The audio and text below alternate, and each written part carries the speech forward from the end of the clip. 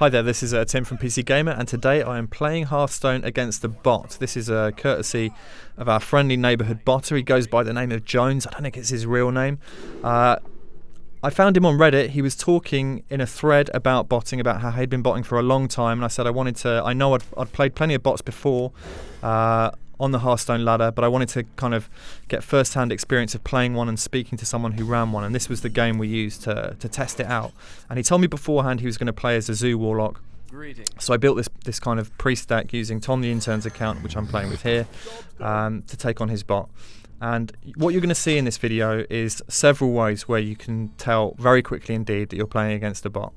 First here is that he has a golden portrait. Now, you get a golden portrait for playing or winning 500 games with a particular class, in this case Warlock.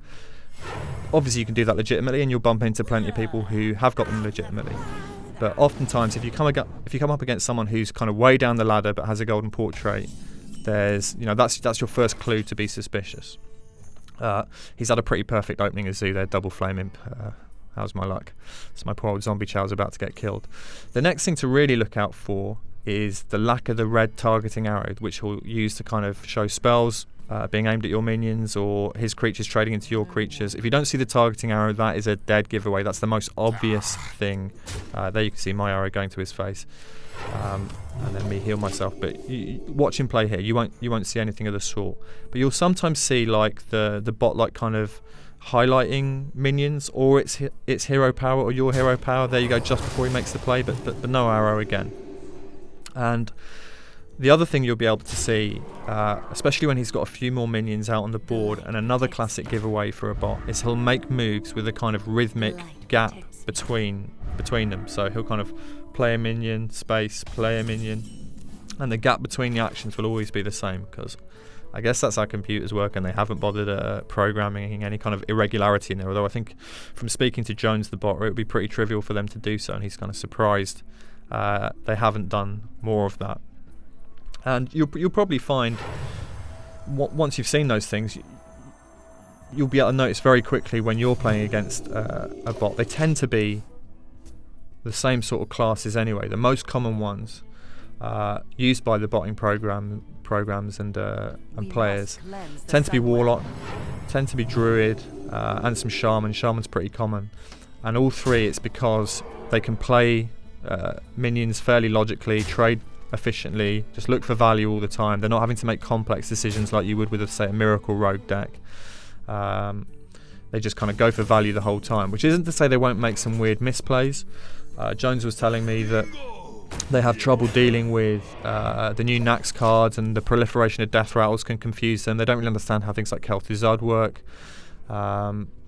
I think I read elsewhere that they often wouldn't be aware of the kind of Orkanai circular healing combo, so they wouldn't be ready for that. Unfortunately, despite my attempt to draw into it here, I failed to do so and ended up with a pretty clogged hand and a big board of stuff smashing me in the face, as you can see. But there you go, watching the way it attacks there and plays. There's a real similar gap between each of the decisions it makes. I don't know if you guys are particularly confident in me being able to turn this game around, but spoilers, it doesn't get much better for me than it is now. Managing to top deck a loot hoarder. If the bot did have a sense of humour, it would be laughing at me right now. The damned stand ready. You may have noticed at the start, actually, I greeted it and it didn't reply back. That's another classic sign. They won't respond to any sort of emoting at all. I actually ran into one Shaman bot whose username was just another bot, so I think that gives you a sense of the kind of impunity with which these guys feel like they're able to operate. Jones told me during our interview that he'd run his bot for 3 days straight and hadn't been picked up on at all. So interesting to see kind of what Blizzard's response to some of this stuff is.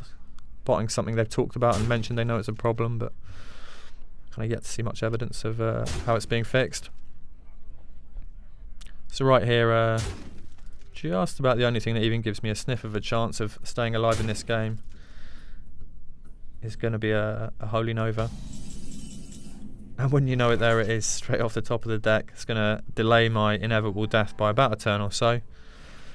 Going to have to chuck my poor old Dark Cultist and Loot Hoarder into that Deem Guard to bring it down to 2 health so that the Holy Nova can work its magic. Going to leave that Argent Squire up, unfortunately, with his Divine Shield, but the Nova will give me a couple of health back. I'd be interested in hearing from you guys who play Hearthstone, how frustrating you feel it is going up against botters. Is it something that bothers you a lot? Is it just kind of the nature of the beast with dealing with online games where there's money involved? There's always going to be people looking to grind gold for kind of easy wins.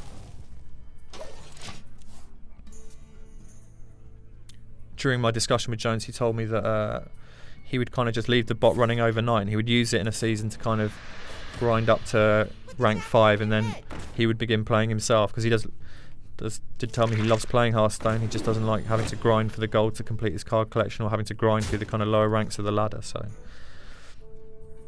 I guess that's the kind of shortcut that he felt was okay. So I managed to extract some tiny bit of pleasure from the game by killing the Knife Juggler with an Orkanai. But really, on 2 health, it's still pretty much GG to Mr. Bot. As we're about to see, he has a little think about playing this card, and then he's got lethal with the dwarf and the egg. Lovely. So there we go. Let me know your thoughts. Let me know if you're running into a lot of bots on the ladder, and we'll put some questions to Blizzard about it.